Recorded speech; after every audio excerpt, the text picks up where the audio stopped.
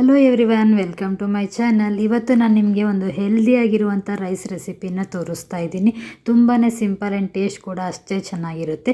ಅದೇನೆಂದರೆ ಮೆಂತೆ ಬಾತ್ ತುಂಬಾ ಚೆನ್ನಾಗಿರುತ್ತೆ. ಈ ವಿಡಿಯೋನ ನೋಡೋಕ್ಕೂ ಮುಂಚೆ ನೀವಿನ್ನು ನನ್ನ ಚಾನಲ್ನ ಸಬ್ಸ್ಕ್ರೈಬ್ ಆಗಿಲ್ಲ ಅಂದರೆ ಸಬ್ಸ್ಕ್ರೈಬ್ ಮಾಡ್ಕೊಳ್ಳಿ. ಪಕ್ಕದಲ್ಲಿರೋಂಥ ಬೆಲ್ ಐಕಾನನ್ನು ಕ್ಲಿಕ್ ಮಾಡಿ. ಒಂದ್ಸಲ ನನ್ನ ಚಾನಲ್ನ ವಿಸಿಟ್ ಮಾಡಿ ಬೇರೆ ರೆಸಿಪೀಸನ್ನು ಚೆಕ್ ಮಾಡಿ. ಇದನ್ನು ಮಾಡೋಕ್ಕೆ ಫಸ್ಟಿಗೆ ನಾನಿಲ್ಲಿ ಪಾತ್ರೆ ತೊಗೊಂಡಿದ್ದೀನಿ. ಇದಕ್ಕೆ ನಾನು 2 ಟೇಬಲ್ ಸ್ಪೂನ್ ಅಷ್ಟು ಎಣ್ಣೆನ ಹಾಕ್ತಾಯಿದ್ದೀನಿ. ಎಣ್ಣೆ ಒಂದು ಸ್ವಲ್ಪ ಬಿಸಿ ಆದಮೇಲೆ ಇದಕ್ಕೆ ಜಜ್ಜಿಟ್ಟಿರೋಂಥ ಬೆಳ್ಳುಳ್ಳಿನ ಹಾಕ್ತಾಯಿದ್ದೀನಿ. ಸಿಪ್ಪೆ ತೆಗೆದು ಜಜ್ಜಿಟ್ಕೊಂಡಿದ್ದೀನಿ, ಅದನ್ನು ಹಾಕ್ಕೊಂಡಿದ್ದೀನಿ. ಆಮೇಲೆ ಒಂದು 1/4 ಟೇಬಲ್ ಸ್ಪೂನ್ ಅಷ್ಟು ಸಾಸಿವೆ, ಒಂದು 1/4 ಟೇಬಲ್ ಸ್ಪೂನ್ ಅಷ್ಟು ಜೀರಿಗೆ, ಸ್ವಲ್ಪ ಕರಿಬೇವಿನ ಸೊಪ್ಪನ್ನು ಹಾಕ್ಕೊಳ್ತಾ ಇದ್ದೀನಿ. ಮತ್ತು ಒಂದು ದೊಡ್ಡ ಗಡ್ಡೆಯಷ್ಟು ಈರುಳ್ಳಿನ ನಾನು ಉದ್ದ ಕಟ್ ಮಾಡಿ ಇಟ್ಟಿದ್ದೀನಿ. ಒಂದು 2 ಹಸಿಮೆಣ್ಸಿನ್ಕಾಯಿನ ಉದ್ದ ಕಟ್ ಮಾಡಿ ಇಟ್ಕೊಂಡು ಹಾಕ್ಕೊಂಡಿದ್ದೀನಿ. ಇದನ್ನು ಒಂದು 5 ನಿಮಿಷ ಚೆನ್ನಾಗಿ ಫ್ರೈ ಮಾಡಿಕೊಡ್ರಿ. ಈರುಳ್ಳಿ ಗೋಲ್ಡನ್ ಬ್ರೌನ್ ಕಲರ್ ಬರೋವರೆಗೂ ಫ್ರೈ ಮಾಡ್ಕೊಳ್ಳಿ. ಇದಾದಮೇಲೆ ಇದಕ್ಕೆ ನಾನು ಒಂದು ಚಿಕ್ಕ ಟೊಮೆಟೊನ ಹಾಕ್ತಾ ಇದ್ದೀನಿ. ದೊಡ್ಡದಿದ್ದರೆ ಅರ್ಧ ಹಾಕ್ಕೊಳ್ಳಿ, ಚಿಕ್ಕದಿದೆ ಅಂದರೆ ಒಂದು ಹಾಕ್ಕೊಳ್ಳು. ಟೊಮೆಟೊ ಸಾಫ್ಟ್ ಆಗೋವರೆಗೂ ಇದನ್ನು ಎಣ್ಣೆಯಲ್ಲಿ ಚೆನ್ನಾಗಿ ಫ್ರೈ ಮಾಡ್ಕೊಳ್ಳಿ. ಇದಾದಮೇಲೆ ಟೊಮೆಟೊ ಸಾಫ್ಟ್ ಆದಮೇಲೆ ಇದಕ್ಕೆ ನಾನು ಮೆಂತ್ಯ ಸೊಪ್ಪನ್ನು ತೊಳೆದುಬಿಟ್ಟು ಚಿಕ್ಕದಾಗಿ ಕಟ್ ಮಾಡಿ ಹಾಕ್ಕೊಂಡಿದ್ದೀನಿ. ಒಂದು ದೊಡ್ಡ ಕಟ್ಟಲ್ಲಿ ಅರ್ಧ ಹಾಕಿದ್ದೀನಿ ನಾನು. ಚಿಕ್ಕ ಕಟ್ಟಿದರೆ ಒಂದು ಪೂರ ಹಾಕ್ಕೊಳ್ಳಿ, ದೊಡ್ಡದಿದೆ ಅಂದರೆ ಅರ್ಧ ಹಾಕ್ಕೊಳ್ಳಿ. ಮೆಂತ್ಯ ಬಾತ್ ಆಗಿರೋದ್ರಿಂದ ಮೆಂತ್ಯ ಸೊಪ್ಪೆ ಮೇನ್ ಇಂಗ್ರೀಡಿಯೆಂಟ್, ಹಾಗಾಗಿ ಸ್ವಲ್ಪ ಜಾಸ್ತಿನೇ ಹಾಕ್ಕೊಳ್ಳಿ. ಇದು ಎಣ್ಣೆಯಲ್ಲಿ ಫ್ರೈ ಆದಮೇಲೆ ನಿಮಗೆ ಸ್ವಲ್ಪನೇ ಅನಿಸುತ್ತೆ. ನೋಡಿರ್ಬೋದು ಇಲ್ಲಿ ಎಷ್ಟಿತ್ತು ಮುಂಚೆ, ಇವಾಗ ಎಣ್ಣೆಯಲ್ಲಿ ಫ್ರೈ ಆದಮೇಲೆ ಎಷ್ಟು ಕಡಿಮೆ ಆಗಿದೆ ಅಂತ ನೋಡ್ತಾ ಇರ್ಬೋದು. ಎಣ್ಣೆಯಲ್ಲಿ ಆ ಮೆಂತ್ಯ ಸೊಪ್ಪಿಂದ ಹಸಿ ವಾಸನೆ ಹೋಗೋವರೆಗೂ ಚೆನ್ನಾಗಿ ನೀವು ಮೆಂತ್ಯ ಸೊಪ್ಪನ್ನು ಫ್ರೈ ಮಾಡ್ಕೋಬೇಕಾಗುತ್ತೆ. ಇದು ಫ್ರೈ ಆದಮೇಲೆ ಇದಕ್ಕೆ ನಾನಿವಾಗ ಮಸಾಲೆಗಳನ್ನು ಹಾಕ್ತಾಯಿದ್ದೀನಿ. ಇಲ್ಲಿ ನಾನು ಜಾಸ್ತಿ ಮಸಾಲೆನ ಯೂಸ್ ಮಾಡಿಲ್ಲ. ಒಂದು 1/4 ಟೇಬಲ್ ಸ್ಪೂನ್ ಅಷ್ಟು ಅರಶಿನ ಪುಡಿ, ಸ್ವಲ್ಪ ಖಾರದ ಪುಡಿ ಹಾಕಿದ್ದೀನಿ. ಮೆಣಸಿನ್ಕಾಯಿ ಕೂಡ ಹಾಕಿರೋದ್ರಿಂದ ಖಾರದ ಪುಡಿನ ಸ್ವಲ್ಪ ಹಾಕ್ಕೊಂಡಿದ್ದೀನಿ.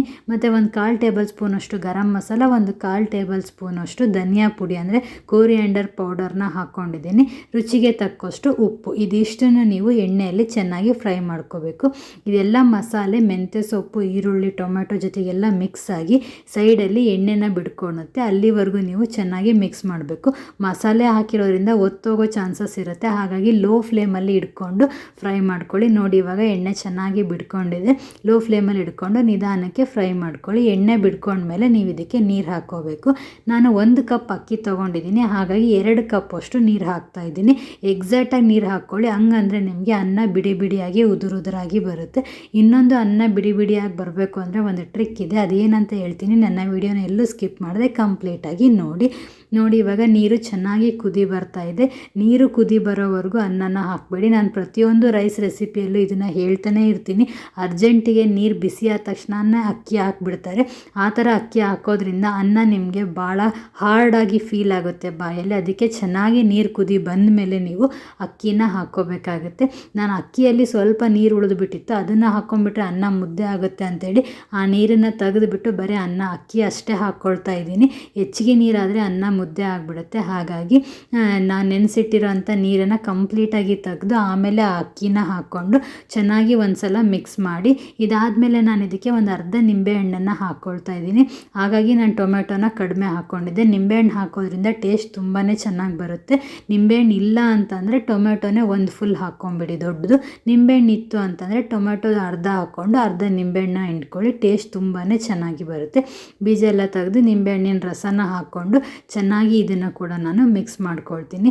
ಇದು ಲಂಚ್ ಬಾಕ್ಸು ಕೂಡ ತುಂಬಾ ಸಿಂಪಲ್ಲಾಗಿ ಬೆಳಗ್ಗೆ ಬೇಗ ಮಾಡಿ ಬಾಕ್ಸ್ಗೆ ಕಟ್ಕೊಂಡು ಹೋಗ್ಬೋದು. ಟೇಸ್ಟ್ ಮಾತ್ರ ಭಾಳ ಚೆನ್ನಾಗಿರುತ್ತೆ. ಆ್ಯಂಡ್ ಮೆಂತ್ಯ ಸೊಪ್ಪು ಹೆಲ್ತ್ಗೂ ಕೂಡ ಒಳ್ಳೆಯದು. ಹಾಗಾಗಿ ಒಂದು ಸಲ ಇದನ್ನು ಟ್ರೈ ಮಾಡಿ ನೋಡಿ. ಇವಾಗ ಇದು ನಮಗೆ ಅರ್ಧ ಅನ್ನ ಆಗಬೇಕು, ಪೂರ್ತಿ ಅನ್ನ ಆಗೋದು ಬೇಡ, ಅರ್ಧ ಆಗೋವರೆಗೂ ನೋಡಿಕೊಂಡು ಚೆಕ್ ಮಾಡಿ.